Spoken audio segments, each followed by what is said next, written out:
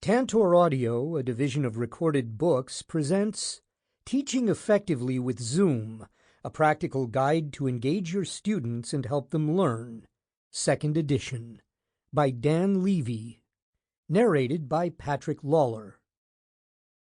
Publisher's note: this audiobook includes bonus material. Please visit tantor.com and type Teaching Effectively with Zoom into the search box. Follow the link to the book's page, then, under the supplemental content section, please enter the access code MUTE, and then click the unlock button to access the bonus material.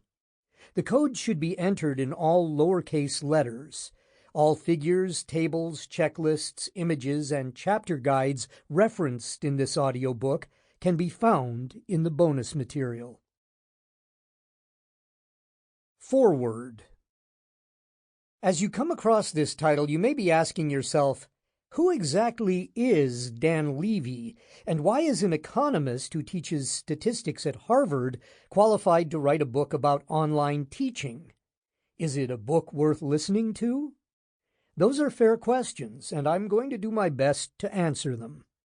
I first got to know Dan in 2009 when he allowed me to audit his quantitative methods and empirical analysis class to fill a gap in my statistical knowledge. In the first class session, I was excited by the content, but blown away by the teaching. An elegant lesson plan, students leaning in to participate, questions that invited deep reflection, technology used to engage and make thinking visible, a seriousness of purpose alongside humor and joy. It was something to behold. Dan caught me at the end of class and, knowing that I studied teaching, asked me if I had any feedback. I shared some things that inspired me and pushed myself to come up with some elements that might be tweaked or changed. He asked me if I'd be willing to provide this feedback every class, and I agreed. The statistics quickly became secondary as Dan and I engaged in a semester-long dialogue about excellent instruction.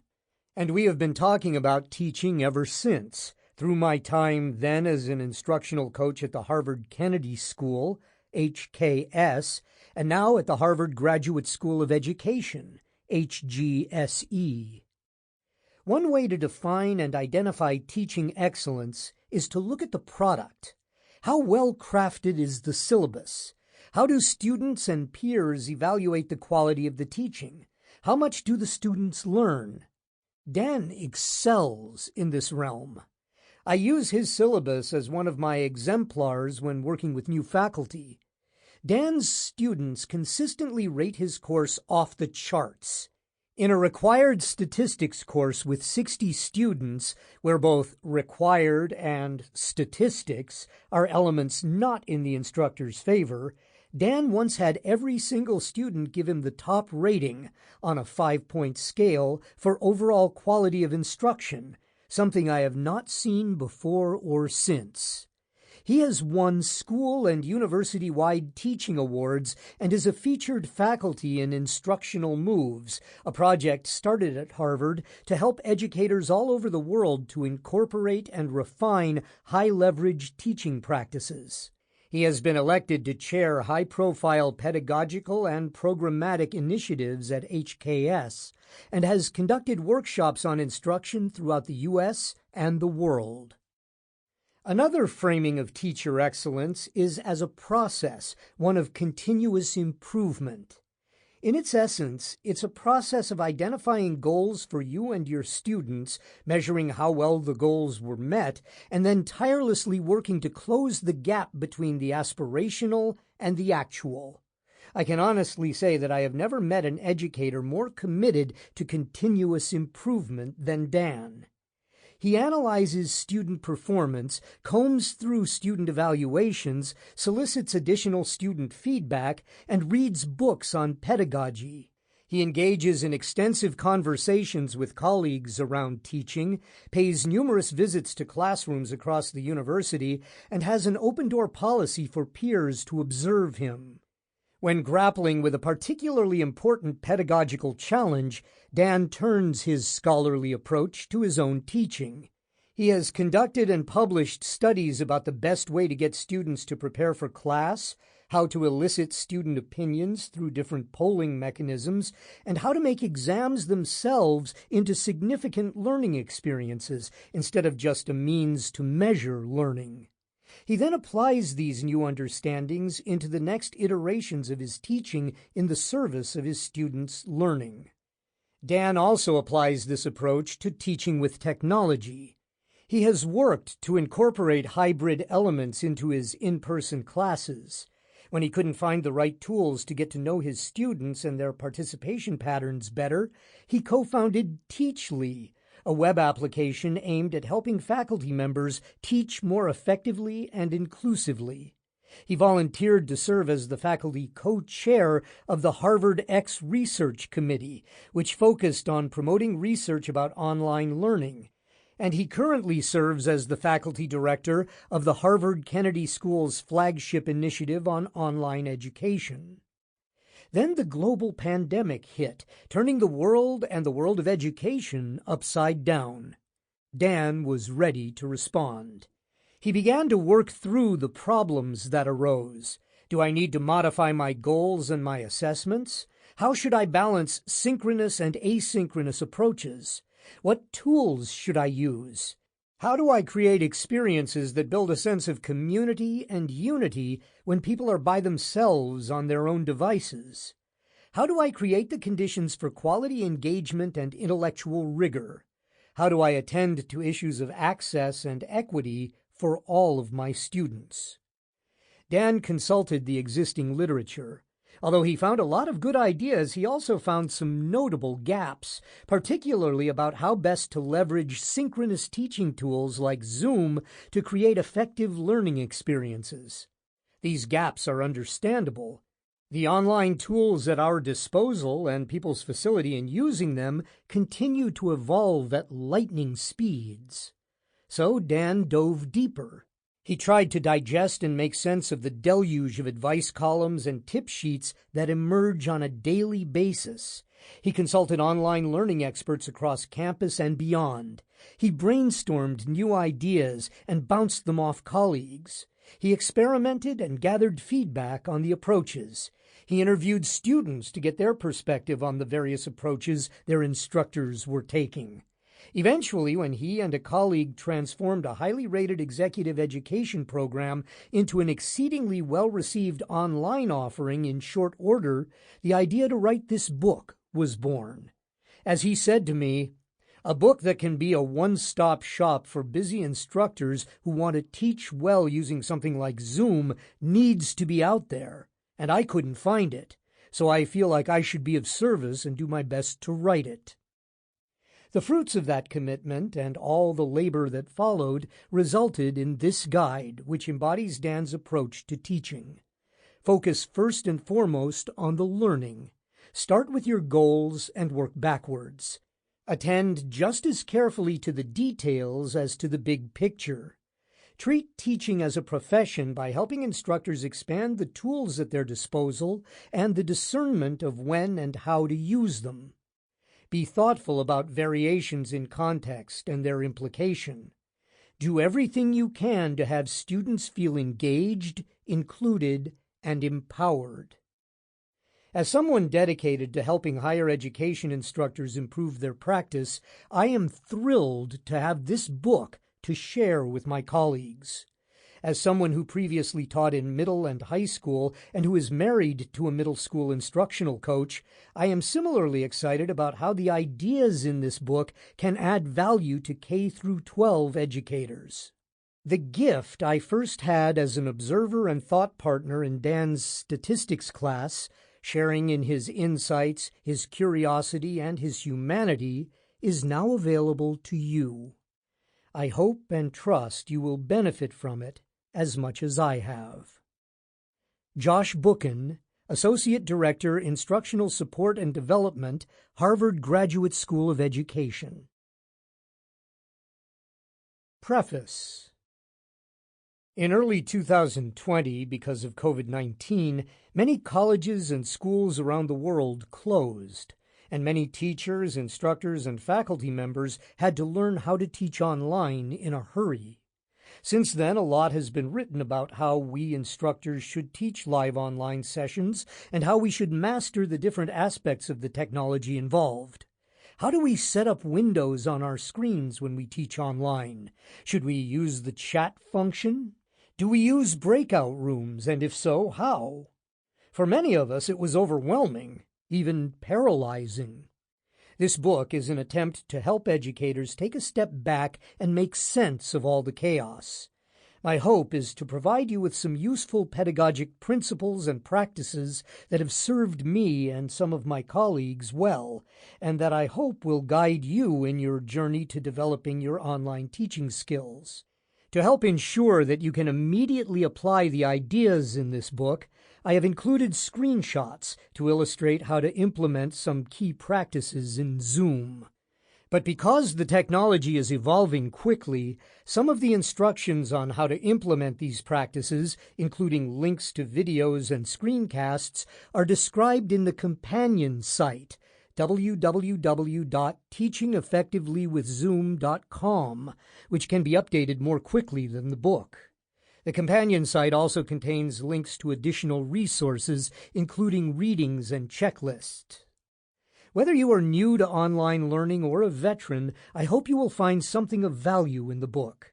If you are new to teaching online, my hope is that you will find a few ideas, try them out, and then experiment with additional ideas later in your journey.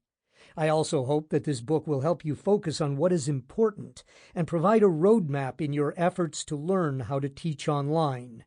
Hint: spending 15 hours arranging monitors on your desk, wondering how to set up the various Zoom windows, and experimenting where to put your microphone is not an efficient use of your time.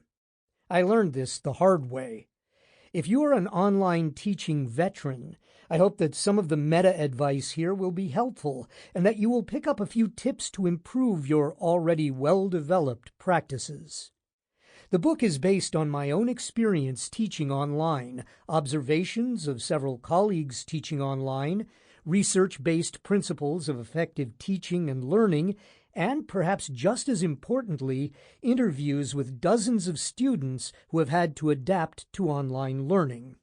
I feel very fortunate that the first edition of the book was well received, and this second edition has benefited tremendously from what I have learned from educators all over the world who have given me feedback, tips, and reactions in response to the ideas in the first edition.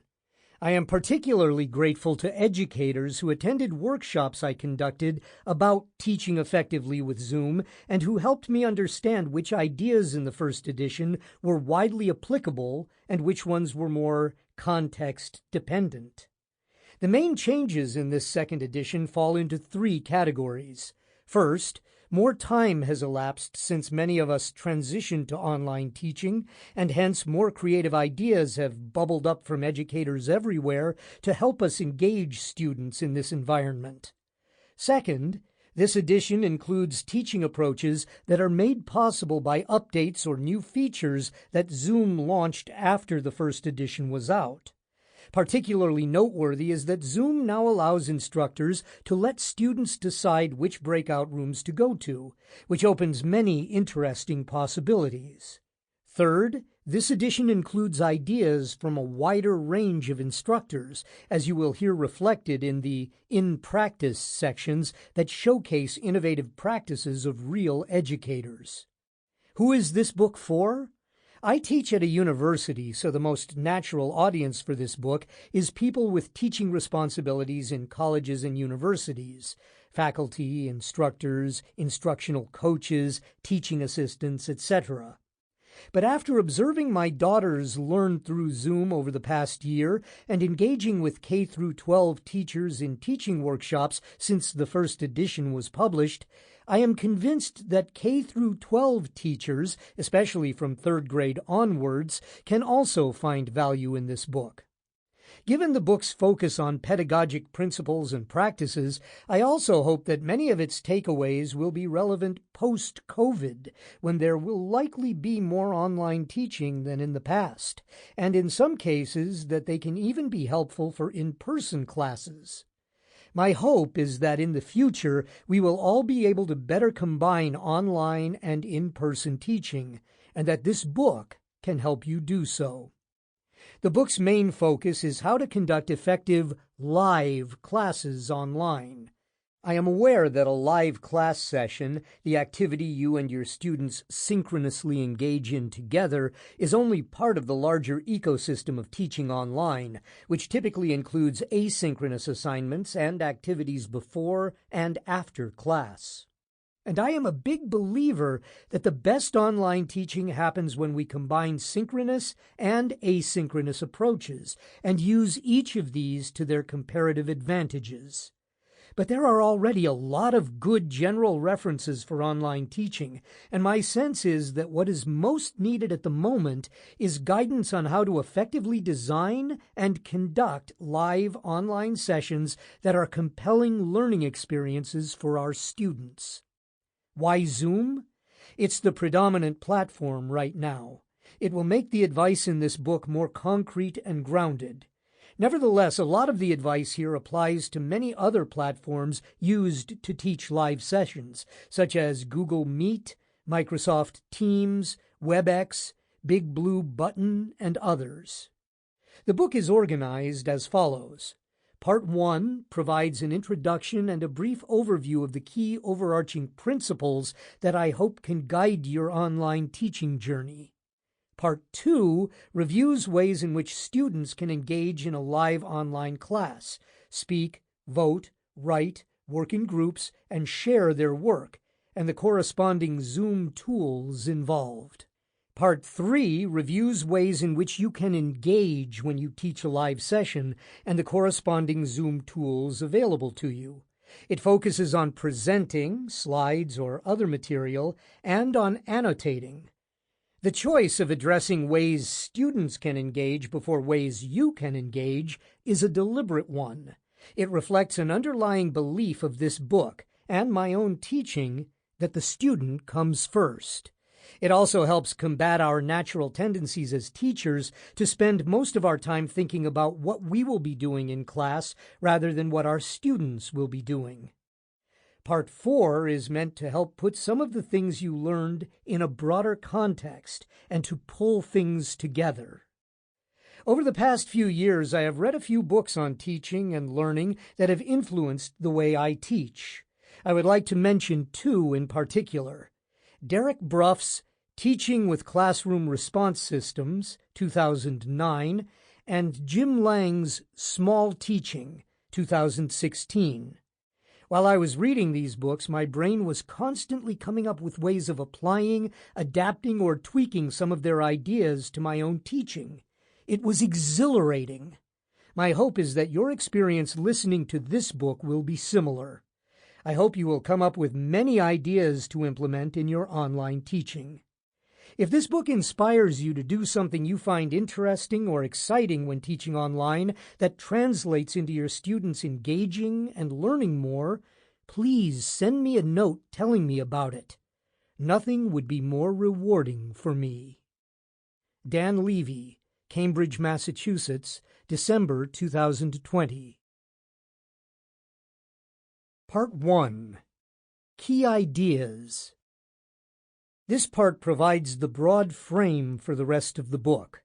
Chapter 1 introduces the book, explains what it is about, its key sources, its approach, and how it is organized. It ends with a section on how to get started with Zoom. Chapter 2 lays out the key pedagogic principles that underlie the teaching practices and a lot of the advice provided in this book. Chapter 1. Introduction. Most people listening to this book did not choose to teach online. Most of us were forced to do so by COVID-19. I hope that by the end of this book you will have gained skills to improve how you teach online, and perhaps even some appreciation for the things that you can do online better than in person. But I want to start this book by acknowledging the profound sense of loss that many of us as educators have experienced in our transition from teaching in a physical classroom to doing so in a virtual one. The experience of teaching a class in person can be profoundly human. Before class begins, we might chit-chat with some students near us, warmly welcome others as they come in the room, notice a student who seems tired or sad, and go and check in on them. Have a student stop by and tell us something that happened to them over the weekend that reminded them of our class, and so on.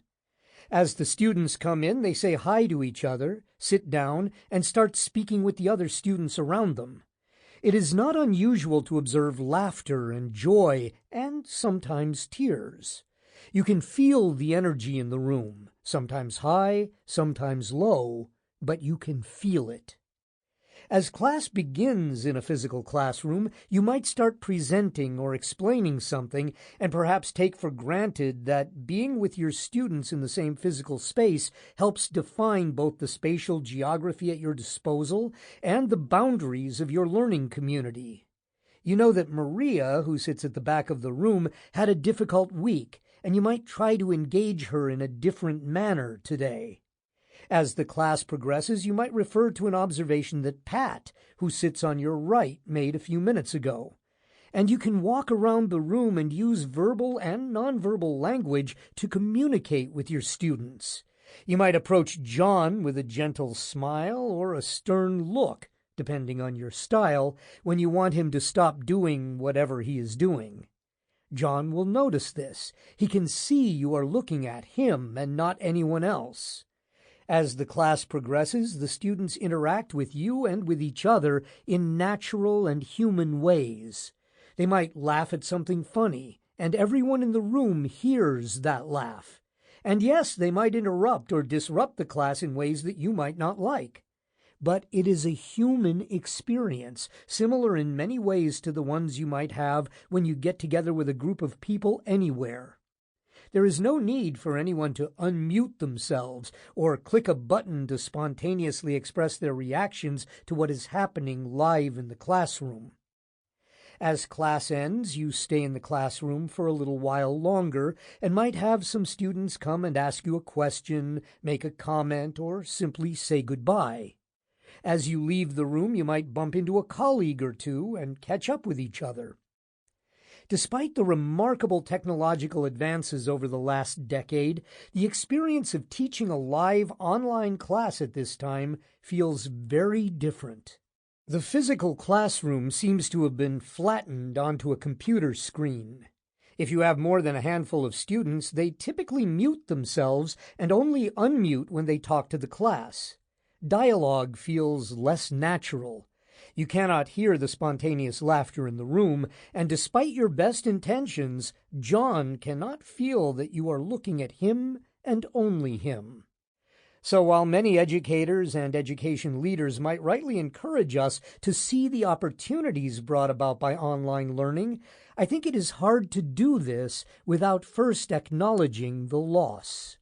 Another loss that it is important to recognize is the one that our students are experiencing. Again, many of them did not choose to learn online, and while they may be more digitally sophisticated than many of us, they too miss many of the things described before, and more. They miss the interactions with each other and the spontaneous connections that are so integral to a well-rounded education. So my first piece of advice before you continue listening to this book is to pause for a moment to reflect on these losses and what they mean to you in particular. Doing so will allow you to clarify the values that you want to advance in your online teaching and will put you in a better position to embrace its challenges. It will also make your listening to of this audiobook more productive and enjoyable. What this book is about. This book is about helping you teach effective live online sessions with your students using Zoom.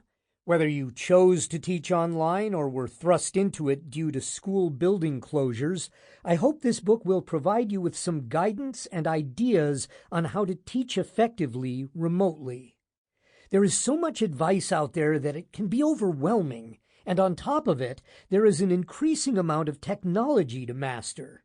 Part of my goal in writing this book is to help you focus on what's important. You have limited time.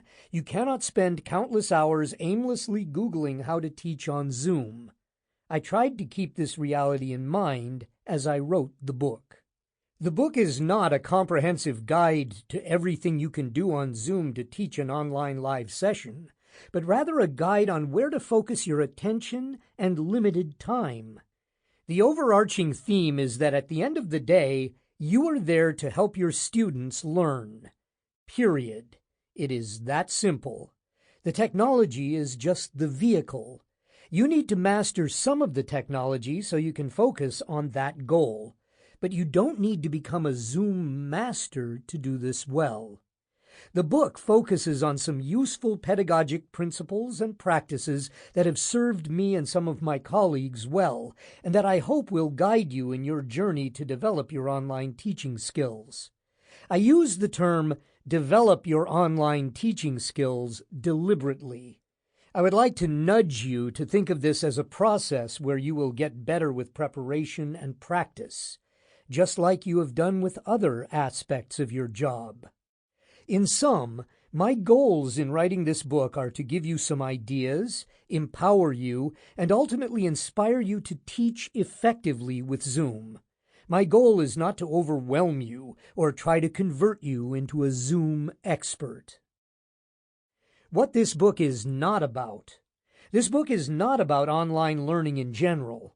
I recognize that live classes are only one part of the larger ecosystem of teaching online, and I am a big believer that the best online teaching happens when we combine synchronous and asynchronous approaches and use each of these to their comparative advantages. In fact, Chapter 10 is devoted to how you can integrate online live sessions with other material you provide. For example, online modules, videos, quizzes, readings, etc., for students to engage with on their own time. But there are many good general references for teaching online, and my sense is that what is most needed at this moment is guidance on how to effectively design and conduct live online sessions that are compelling learning experiences for our students. What this book is based on. The book is based on my own experience teaching online, observations of several colleagues teaching online, research-based principles of effective teaching and learning, tips from readers of the first edition of the book, and, perhaps just as importantly, interviews with dozens of students who have had to adapt to online learning. Although many of the approaches and practices recommended in the book are backed by research-based principles of effective teaching and learning, the focus will not be on the exposition of these principles and research findings. If you are interested in them, I recommend exploring the sources listed at the end of the book that pique your interest. The following books might also be of use to you if you are interested in learning more about some of the underlying research base of the learning sciences. How People Learn, Brain, Mind, Experience, and School, 2000, by the National Research Council. How Learning Works, 7 Research-Based Principles for Smart Teaching, 2010, by Susan A. Ambrose, Michael W. Bridges, Michele Di Pietro, Marcia C. Lovett, and Marie K. Norman. Make It Stick, The Science of Successful Learning, 2014, by Peter C. Brown, Henry L. Roediger III, and Mark A. McDaniel. Multimedia Learning, 2009, by Richard E. Mayer. What is the approach of this book? This book is designed to be practical. I want you to gain some concrete ideas to use in your live online classes. I have included screenshots to illustrate how to implement some key practices in Zoom. But because the technology is still evolving quickly, some of the instructions on how to implement these practices are described in the companion site www.teachingeffectivelywithzoom.com, which can be updated more quickly than the book. I also want to invite you to use the companion site to share your own practices and see what other readers have shared. I hope the next edition of this book will feature practices from the readers in the In Practice sections. How is this book organized? To help ground your learning, the sections in Table 1.1 appear in most. Sample complete. Ready to continue?